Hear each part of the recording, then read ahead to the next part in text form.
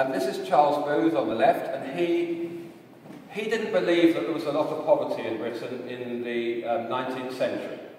And in the end, he set up a programme where he and his researchers knocked on every single door in London. This is the East End of London.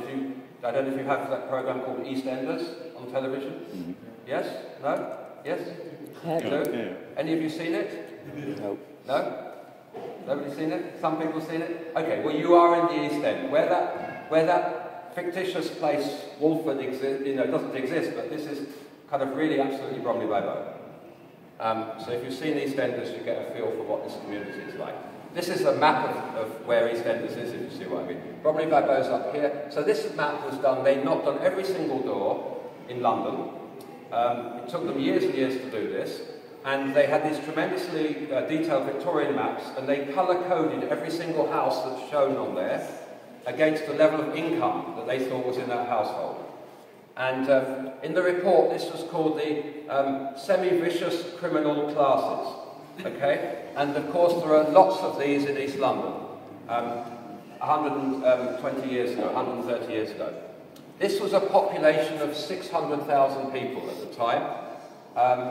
Interesting bit of history. I don't know what has determined how London is to do with the way the wind blows. So the wind in Britain predominantly blows from the west to the east. So the west side of London, Kensington and Chelsea and all of that, is where the very wealthy people live. And then they have their playground, it's called the West End, with all the cinemas and theatres and everything else. And then you have the traditional City of London where the banks were. And then you have the East End. The East End is where all the new migrants come to. So the East End received huge numbers of Jewish people fleeing persecution in Tsarist Russia. Prior to that, it received the Huguenots fleeing religious persecution in northern France. And then in the mid-1970s, it received tens of thousands of Bangladeshis who were displaced by the war of independence in Bangladesh. So this borough has gone through being, quite a wide working class borough. Lots of Irish migrants working in the docks. This was at the rise of empire, of course. Britain was, the wealthiest country in the world. The docks were hugely important. There was a time when Liverpool had more lawyers than London, for example, and it was all to do with shipping contracts. So this became a hugely important part of London, 600,000 people living in absolute abject poverty. There's a wonderful book, if any of you want to read it. It's called The People of the Abyss, written by the American journalist Jack London in about 1901. He talks about all the streets of Tower Hamlets and the absolute terrible, terrible, terrible poverty that was here. Now, if we go fast forward 130 years, this is a map of deprivation today. You will see that Tower Hamlets has remained a tremendously poor borough. Some interesting things happened here. So this was the time of, this predates deindustrialisation. So this is when shipping, so London was a working port, huge ships coming into London, and then the ships got much bigger with containers. In the late 1950s and early 1960s, the container ships couldn't come into London, they're too big, so they moved the port way out near the sea. And East London lost 100,000 jobs when the port moved. So it was a disaster for East London. This is mid-1980s. And then joined by, in the mid-1950s, 60s, and then joined in the mid-1970s by mass migration from Bangladesh of a community from rural Bangladesh who didn't speak English, maybe had little more than primary schooling.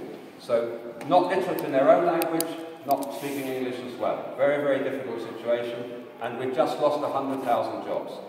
That was the situation in which Bromley by Bow was born, this organisation. A very young priest arrived here in 1984 to this church, a 200-seater traditional church. The darkened windows, you couldn't really see in, it was very old-fashioned, and he arrived here to find a congregation of 12 old people and £400 in the bank. That was all that there was here in 1984. Everything that you see, and I'll take us for a trip around these buildings, everything that you see here today has been created not by the state, but by this community. So this community has created an organisation to develop the provision, partly based on needs, but I think your question over there about what matters to people is absolutely critical. The state often thinks about, the state looks at all of this stuff. Low income, high unemployment, poor health, disability, low levels of skills and qualifications, poor housing, environmental deprivation, crime. So the state looks at all of these things and says, oh dear, this is a disaster, we need to provide services, we need to do this, we need to do that.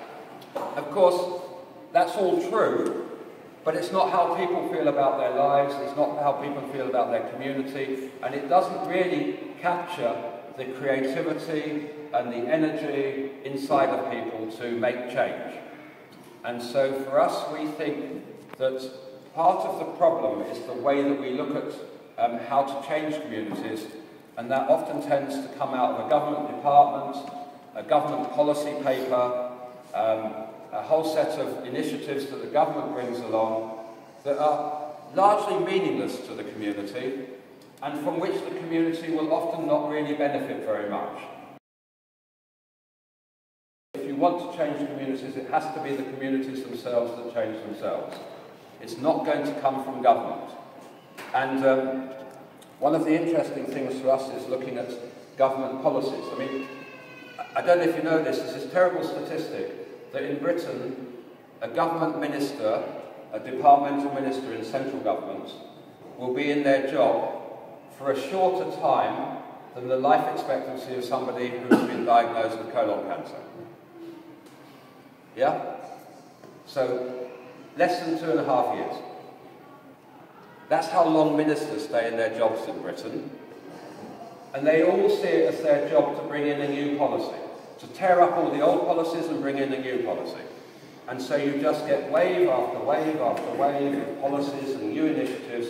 And even before the initiative has really started to have any traction at all, you've got another initiative comes along. And these ministers are leaving their jobs even before the things that they put into place even start to happen sometimes. It's absolutely crazy. So for an organisation like ours that is rooted in this community, the critical thing always to ask ourselves is, what works for this community? So you can draw a sort of line of Margaret Thatcher and John Major and Tony Blair and Gordon Brown and David Cameron and Theresa May and all of their ministers all bringing about different policies. Our job is to find a line right down the middle and say what works for our community and which of these policies do we want to engage with, and which of them do we think are nonsense, or which do we think will last about a year and then something else will happen. So let's not get too excited about this new initiative, because we put a lot of effort into this. By the time we've done that, it will have all changed anyway. So you have to have a really strong root within the community to understand what really makes sense for this community and how you might, yes, sure, absolutely, we need to get hold of government money, but how do we do that in a way that really makes sense for this community? I mean, interestingly, I guess we've been here for, well, if you count the church, we've been here for almost a couple of 100 years now. The charity for 34 years. So our roots are very deep in this community. And I think that's really, really important in this day and age. Okay, let's just... Now, we show this to the medical people because this is not deprivation, the last one was, this is diabetes. But all we're trying to do is show to the medical profession that illness is caused by deprivation. This is really so what causes diabetes is deprivation. What causes obesity is deprivation. What causes heart disease is deprivation. What causes respiratory disease is deprivation. What causes mental illness is deprivation.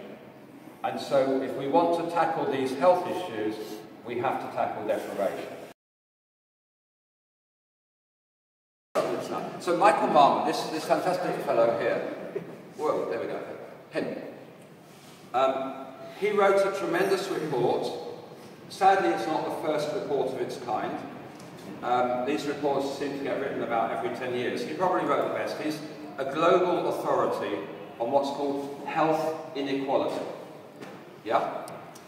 And actually his cousin is one of our doctors here. So the Marmot thesis is very, very simple. Socio-economic inequality creates health inequality. Now, I guess you don't need to be a genius to work that out. The poorer you are, the worse your health will be, and the earlier you will die. I guess we could have all worked that out without doing a study. But Michael Marmot created a study that scientifically proves that. The next thing is the hardest thing for the health system certainly to understand, which is if socio-economic inequality creates health inequality, what do you then do? And I've read so many government reports that say socio-economic inequality creates health inequality, therefore we need a better health system. The answer is no, we don't need a better health system. We need to tackle socio-economic inequality. So the health system doesn't understand what to do with this thesis, and dare I say it, we have a government that doesn't really care. In fact, quite the opposite. We have a government who has deliberately brought about policies over the last 45 years to increase socio-economic inequality. The government the coalition government, David Cameron's government and Theresa May's government, who's just resigned, you know, we've got elections. So the last 7 years, the austerity policies of the last 7 years have been about creating greater inequality, taking money from the poor and giving the money to the wealthy. And the outgoing Chancellor of the Exchequer, George Osborne, who was part of David Cameron's team, brought about a whole series of policies to reduce social benefits for people with disabilities, people who are unemployed, all sorts of people who've got additional needs, and including what we call in Britain tax credits. So if you're earning very low income, you get money from your employer, but some money from the state as well, to bring up your income a bit. For people who are earning very, very low income, they reduce, they're called tax credits. So in addition, in your pay packet each month, as well as your wages from your employer, you get some money from the government to bring up your wages. They reduce these tax credits. The policy that George Osborne put into place a year ago about reducing tax credits means that in Britain the number of children in poverty, which is currently 4 million, in 4 years' time will be 5 million. Last year it went up by 200,000, so it went from 4 million to 4,200,000. This year it will go to 4,400,000, next year to 4,600,000, 4,800,000, 5 million, 5,200,000. So this is an absolutely understood consequence of this policy. It's not that they don't understand this is going to happen, they know it's going to happen, but they don't care. Yeah. They say this will incentivize people to get a job.